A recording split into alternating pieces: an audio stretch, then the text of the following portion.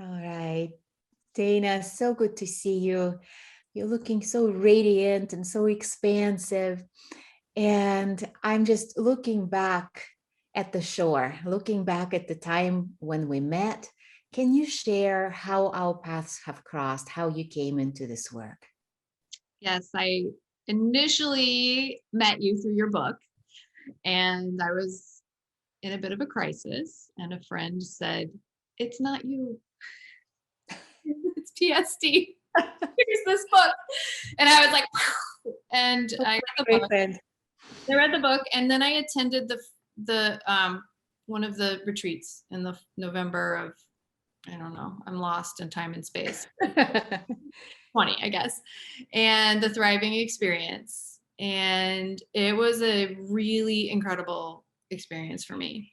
And Mm. from there, I had a call with you and have joined the TTS program, which is concluding now. And I also then attended my second retreat just a week or so ago, or 2 weeks ago, whenever that was. And that was, again, just all of the experiences have been very intense and extremely rewarding for me. Mm. I'm so glad to hear that. I'm curious. So you were in this kind of a crisis. You got the book. You got to the event. First, what inspired you to join the event after reading the book? Well, it was this sort of perfect storm, I guess, in a way of I'd never done anything like this, any kind of retreat, any kind of group thing like this. And I read the book, and, in conversation with the friends, so much of it resonated with me about just these, stories we tell ourselves that are inhibiting us and hurting us, and where do they come from, and how do we get rid of them? And so Mhm. that weekend of the first retreat had already been planned as a getaway for my family. They were all going to go, and I was going to be home alone. I was like, well, okay, the universe is telling me something here. I'm going to go to this retreat, and I'll just see what it's like. And if I don't like it, I can always just log off, right? Like, it's so, Mhm.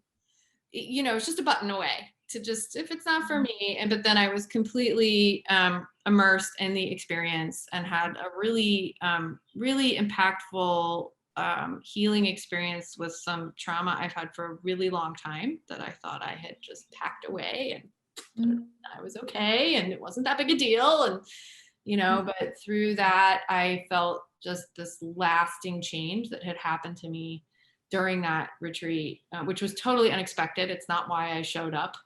Yeah. Know that was going to happen. It wasn't what I was looking for. Right. And so that was a very pivotal experience for me that I'm still, as you say, feeling the ripples of that experience in my Mm. life every day. So your healing already began at the thriving experience, and then you took that next step forward on the journey by joining the Thriving Solution, our program. What what gave you that sense that, okay, I need to take that next step forward? What pulled you to join the Well, program? it was hard. It took me like at least a month to finally decide to do it. There were a lot of prison guards, as you call them, that Mhm. were trying to keep me safe in the place that I was. And, Yeah. that it took a long time to work through that with the help of my husband and a friend or two. And, we talked it all out. And our call was actually very helpful. And what I think really motivated me, and what I experienced at that first retreat, that was the community, was this circle of women who unconditionally support each other. And, that idea that we didn't get into this mess alone. I mean, this structure of our society is we created this, and to heal it, we as a community have to do it. It's not something I can do by myself. And Mhm. I really yearned for that community of healing and support and inspiration. and I got it and more. So, Oh, I'm so glad to hear that. And I totally hear you on this deliberation. Right? It took you a month to decide. I'm so grateful that you've had that support system around you to talk things through with, and that our call was helpful. And then what happened for you in the program? You said you found the community and more. What was that more that you found that perhaps you didn't even expect to find? that is such a big question, and I'm still processing so much of it. But um, that I'm just, I have a wonderful circle of friends and family, and yet we're kind of all in our silos, and um, the community of women in that program has just opened my eyes to there's this whole world out there of people who are kind and warm and loving, and they are seeking the same things I'm seeking. And I've learned from my pod, especially, like, so many things I have learned. And we have our weekly calls, and their words resonate through my mind and body every week. Like, something just organically comes up, and I'm like, oh, that's an amazing insight, or that's really inspiring, or I'm going to go read this book, or whatever it is. There's just so much support in there, and it's really encouraged me to feel like it's safe to keep going in this work. Who I love that. I always yearned for that community too. And I never even knew I did because I had not seen it out there. So I didn't know to want for something I didn't know existed. I'm so happy that you've had that experience of discovering even more there. And of course, the journey continues. And as you're looking at the shore now, where you started this journey with us and where you are now, what is different? What has shifted for you? A lot has shifted for me. I think just, you know, kind of my baseline is very different. Like, just this guilt, the mom guilt, I call it. I have a young son, of I can never do enough, right? Mm. For my child or for myself. There's never enough time. All of that is just lifting off of me. And um, my relationships with the people that are close to me are broadening, and they're getting deeper. And um, I have so much more empathy and compassion for the people in my life and for myself. And I think it comes Mm. from me, like, that I wrote this in my journal early on, like, the more I connect with myself through these practices and through this self-reflection, the more I connect with the people in my life. And um, I mean, that's just a wonderful thing, and it's another thing that has shifted for me. And I think it's something a lot of women can probably relate to, is just like these thousand tiny anxieties of, Mm. like, am I going to be late? Do I look okay? Did I leave the skillet on when I left the house? Like, all these little flames, there's these little fires going off, and they're not completely gone. But, like, I look back and I'm like, oh, that was like all the time. These little things, I was so used to it, I didn't even notice it. And I'm like, oh, those little things are kind of like, they happen, but I can still just look at them like, what? Why? What are you doing here? I don't need it. Why are you here? And it doesn't, like, I don't get these jolts in my body of what is, you know, and that's a big change for me. That those little moments of stress that just were commonplace. Yeah, a thousand tiny anxieties. I love the way you put it. Yeah. Ooh, that just gave me chills. Mm. Yeah. Yeah, I'm thinking about my own life and having had those for a while, and my mom, who had those, and I witnessed her growing up all the time. Like, she always was worried about something. Like, did I leave the iron on? Did I turn off the gas? I don't know. Like, all the time, and I could just feel in my body, I could feel the burden that she was carrying all the time. And even as a little child, I wish I could have helped her somehow. And it's so gratifying to see that, this helps so many moms and women who are not parents. It doesn't matter what the circumstances of your life are, that there are 1,000 tiny anxieties that we're up against. And as you said, not even realizing that they're there until you take that distance and go, what are you doing here? But instead of just having that constant jolt in your body. And the tools in the course, I mean, there's actual tools that, oh, these jolts of anxiety, they're literal jolts in your nervous system, and how to, that you can just start to calm that down and Mm. those. And I mean, my family experience is very similar in that. And you see it, my son witnesses it in me, so like, how can I shift that? And it's shifting in a big way. So I'm really grateful for that. I love that. And even your energy, even like it's a little thing, your energy, your presence, the way I see you through the screen feels so different to me from, I remember our first conversation. You look and feel like a different person. Does that resonate for you? Do you see that in yourself? It does resonate with me. And it's actually another reason I signed up for the course. I was like, everyone who talked during the weekend retreat, they all were radiant, like just radiant. And I was like, I see that something is going on here. And I want to be a part of it. So it's a thing. I mean, when you release so much of that daily grind of Mm. guilt and anxiety and what if I'm not enough, all of those things can start to lift, then Mm. it's great. It feels great. It was very, very wise to have spotted that and followed the trail of breadcrumbs. And I'm wondering if others in your life are noticing that change in you as well, your family, your friends.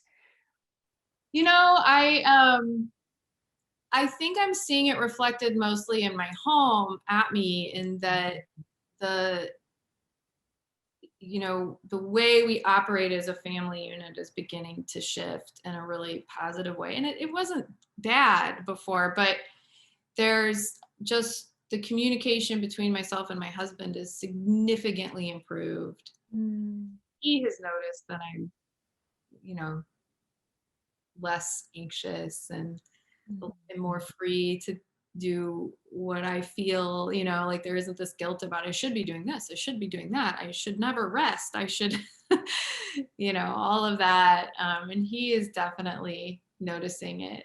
So, I mean, it's COVID, I don't see a lot of other people. I feel you. Yeah, and with those we see the most, it's the most obvious, right? All the things All the time. so much more obvious, the good and the bad and the whole spectrum. Yeah. Yeah, and that burden that we're carrying, there's that myth of the strong woman, the patriarchal myth of the strong woman. About what that actually means is that you're sacrificing yourself, you're doing it all alone, you're taking care of everybody, you're carrying these burdens, and then that has an impact on everybody around. Nobody benefits from us sacrificing, nobody benefits from us being burdened. And nobody benefits from us trying to do it all alone. Like we don't benefit from that. And I'm so glad that you are viscerally, you're living this change, you're seeing this evidence, and it's just so gratifying. Is there anything else that stands out for you that you'd like to speak to about this journey, the shifts, where you are now versus where you were before? I think what stands out to me is that, I mean, there's so many things that have been revealed to me through this program about myself. And I think the thing that's standing out to me actually is that this is just beginning, but it's a very safe path to walk down. It's not this big, like, scary, everything in your life needs to change and you're going to change. And it's this big, I mean, it is a big shift, but it's in small increments, and there's safety in the community, and um, I can keep going, and Mhm. I look forward to that, as opposed to this being like, you need to fix yourself, kind of like thing. It's the path of discovery, and it's a safe place to walk. That's how I feel. And I think that's a really big shift for me. Oh, yeah, that gave me chills. I love that it feels safe and that it is a path of discovery versus that grind of trying to fix myself. Yeah, that is actually joyful. And yeah, that's so awesome. And again, I'm thinking back on that first conversation you and I had one-on-one. And I remember you really feeling into it, kind of feeling there was something to it for you, but also being really hesitant around it. And I'm wondering, do you have anything to share with yourself at that moment, looking back? Any message that you want to send to yourself at that threshold of really feeling all the feels, feeling drawn, feeling cautious, and maybe skeptical about going down this path? Yeah, I think, um, what is the quote? I have it up in my office in the other, room, about making your choices based on hope, not fear. Oh, And I think it's Nelson Mandela. You should make your choices based, on what you hope for, not on what you fear. And I mean, I was fearful. There were a lot of, what mysterious things. What would this be like? I've never done anything like this before. Do I have yeah. money? Do I have the time? That was a really big one for me. Do I have the time for this? What if? And you would say, well, you don't have any data about the future. And I kept thinking, okay, you're right. I don't know what's going to happen, but my instinct was, I want to be a part of this. I want to be a part of this, and just to trust that hope and that gut feeling, and I think the biggest thing really you get from this, working with this program, is that trust. I'm still working on it, but to trust yourself, to trust it, and how to sift through what's yours and what's not yours, because that can be very confusing in your mind, and to get at that core feeling of what's right for you. Oh, yeah, that self-trust, it keeps deepening. And I'm so pleased that you were able to get in touch with that tipping point of self-trust just enough, even if it was just a teeny bit more than the doubt and the fear. It was enough to get started on this journey. And then from what I'm hearing from you, it just kept and keeps deepening. Yes. Yeah. Yeah. It's, to look back on where I was in November, December, however many, 4 months ago. Hmm. Yeah, I'm in a really different place. Yeah, although we're in the same COVID situation and Oh yeah. the circumstances are what they are, but you are feeling differently. Yeah, exactly. Exactly. Mm. Thank you so much for carrying this light. And I always delight in seeing you just come out more and more and more as you. It's truly a sight to behold. And as you've pointed out, we do see it in our thrivers, and it's just so special. Just more of you is coming out, and it's gorgeous. So thank you for sharing your light with us, Dana. Thank you for embodying the change you want to see in the world. Thank you for making your decisions from a place of hope, not fear. And yeah, that's quite something to be able to land in that place. So thank you. It is such a joy to be on this journey with you.